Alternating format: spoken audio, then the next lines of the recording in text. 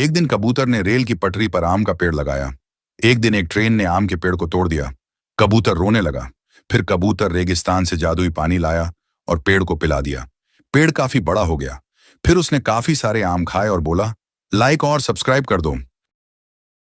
एक गांव में रामू नाम का एक किसान रहता था। उसके पास सिर्फ एक गाय थी, लक्ष्मी। रामू हर सुबह उसे चारा देता, प्यार से बात करता। लक्ष्मी भी उसे पहचानती और रोज ताजा दूध देती। एक साल गांव में सूखा पड़ गया। खेत सूख गए, पैसे खत्म हो गए, मगर रामू ने अपनी गाय का पेट कभी नहीं काटा। खुद आधा खाता, मगर लक्ष्मी को पूरा चारा देता। फिर एक दिन लक्ष्मी बीमार पड़ गई। रामू ने अपना आखिरी पैसा उसकी दवा पर खर्च किया। कुछ दिनों बाद लक्ष्मी ठीक हो गई और फिर से दूध देने लगी। गांव वालों ने देखा, रामू और उसकी गाय का रिश्ता सिर्फ जरूरत का नहीं, ममता और भरोसे का था। आरव को दादी के पुराने घर में एक लोहे का संदूक मिला। जंग लगा हुआ, उस पर एक पुराना ताला। दादी की मौत के बाद यह घर पहली बार खुला था।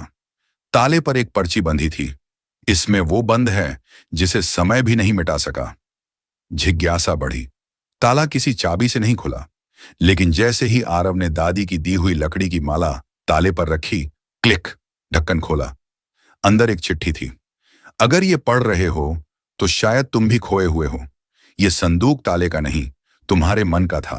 खुद को ढूंढने का रास्ता भीतर ही होता है। आरव मुस्कुराया। शायद पहली बार बिना जवाब पाए उसे सुकून मिला। एक बार एक गांव में एक मॉन्स्टर छिपकली आ जाती है। सारे गांव वाले डर जाते हैं और कबूत को याद करते हैं। ऊपर से कबूतर आता है। फिर कबूतर और छिपकली में लड़ाई हुई, कबूतर जीत गया। फिर सारे गांव वाले खुश हो जाते हैं। फिर कबूतर सबको बाएं बाएं करके चला जाता है और कहता है, लाइक सब्सक्राइब कर दो।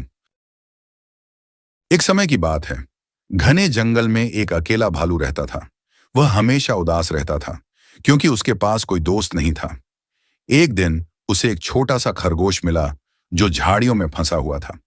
भालू ने उसकी मदद की और उसे बाहर निकाला। खरगोश बोला, तुम बहुत अच्छे हो, क्या हम दोस्त बन सकते हैं? भालू ने मुस्कुराकर कहा, हाँ जरूर। उस दिन से दोनों हर काम साथ करते, पेड़ों पर चढ़ते, नदी में तैरते और शाम को कहानियां सुनते।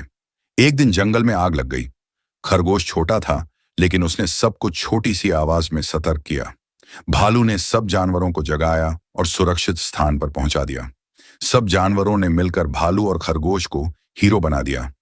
अब जंगल में सब दोस्त बन गए और भालू और खरगोश हमेशा के लिए सबसे प्यारे दोस्त बन गए। सीख, कभी किसी को छोटा या अकेला मत समझो।